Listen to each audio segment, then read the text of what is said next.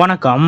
திமுகவின் புதிய அமைச்சரவை லிஸ்டில் யார் யாருக்கு இடம்? லீக்கான முதலமைச்சர் மு க ஸ்டாலின் அவர்களது டிக் லிஸ்ட். அப்படி இந்த முறை திமுக ஆட்சி அமைக்கும் பட்சத்தில் திமுகவில் யார் யாருக்கு எந்தெந்த துறையில் அமைச்சர் பதவி வழங்க முதலமைச்சர் மு க ஸ்டாலின் அவர்கள் முடிவெடுத்திருக்கிறார் என்பது பற்றிய முழு விவரத்தோட இப்ப நம்ம பார்க்கலாம். தமிழ்நாட்டில் மிகுந்த எதிர்பார்ப்புக்கு மத்தியில் கடந்த ஏப்ரல் 23ஆம் தேதி சட்டமன்ற தேர்தல் நடைபெற்று முடிந்தது. இந்த தேர்தலில் 4 முனை போட்டி நிலவினாலும் கூட திமுக, அதிமுக மற்றும் விஜயின் தாவேக ஆகிய 3 கட்சிகளுக்கும் இடையேதான் கடுமையான போட்டி நிலவி வந்தது. இதற்கிடையே தேர்தலுக்கு முந்தைய மற்றும் பிந்தைய கருத்து கணிப்பு முடிவுகள் பலவும் திமுகவிற்கே சாதகமாக தெரிவித்துள்ளனர். அதேபோல் முதலமைச்சர் மு க ஸ்டாலின் அவர்களும் இந்த முறை திமுக கூட்டணியே வெற்றி பெறும் என்பதில் மிகுந்த உறுதியாக இருந்து வருகிறார். அந்த வகையில் தற்போது முதலமைச்சர் மு க ஸ்டாலின் அவர்கள் திமுகவின் புதிய அமைச்சரவை பட்டியலையும் தயார் செய்து விட்டதாக கூறப்படுகிறது. அதாவது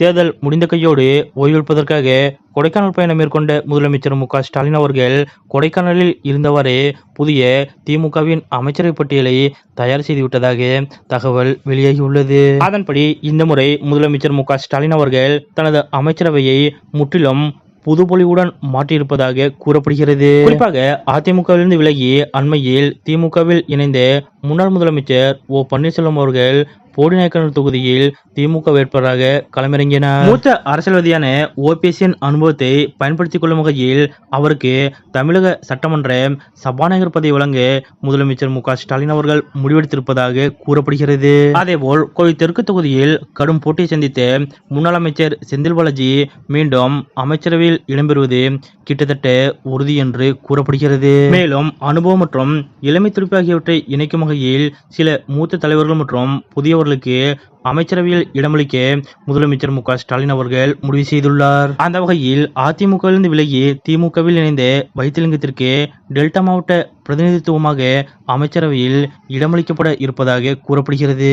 அதேபோல் பாப்பிரெட்டிப்பட்டி தொகுதியில் போட்டியிட்ட பழனியப்பனுக்கு பள்ளிக்கல்வி அல்லது உயர்கல்வித்துறை வழங்கப்பட வாய்ப்பிருப்பதாக கூறப்படுகிறது. மேலும் திருவையாறு தொகுதியில் போட்டியிட்ட துரை சந்திரசேகரனுக்கு இம்முறை அமைச்சர் பதவி வழங்கப்படலாம் என்று கூறப்படுகிறது. அடுத்தபடியாக தென் மாவட்ட பலத்தை அதிகரிக்க நெல்லை சுப்பிரமணியனுக்கு அமைச்சரவையில் இடம் கிடைக்க வாய்ப்பிருப்பதாக கூறப்படுகிறது. மூத்த அமைச்சரான துரைமுருகன் அவர்களுக்கு மீண்டும் நீர்வளத்துறை அமைச்சர் பதவி வழங்கப்படும் என்று கூறப்படுகிறது. அதேபோல் துணை முதலமைச்சர் உதயநிதிக்கு கூடுதல் அதிகாரங்களுடன் அமைச்சரவையில் முக்கிய பொறுப்பு வழங்கப்பட இருப்பதாக தகவல் வெளியாகியுள்ளது. தமிழகத்தில் மீண்டும் திராவிட மாடல் ஆட்சி அமையும் என தேர்தலுக்கு பிந்தைய கருத்து கணிப்பு முடிவுகள் கூறி உற்சாகம் அளித்துள்ள நிலையில் முதலமைச்சர் மு க ஸ்டாலின் அவர்கள் தனது அமைச்சரவையை முற்றிலும் புதிய பொலிவுடன் மாற்றியமைக்க திட்டமிட்டிருக்கிறார். அதற்கேற்றவாறு தற்போது அமைச்சரவை பட்டியலையும் தயார் செய்து முதலமைச்சர் மு க ஸ்டாலின் அவர்கள் கையில் வைத்துள்ளார். அதன்படி மே 4ஆம் தேதி தேர்தல் முடிவுகள் வெளியான பிறகு திமுக வெற்றி பெறும் பட்சத்தில் உடனடியாக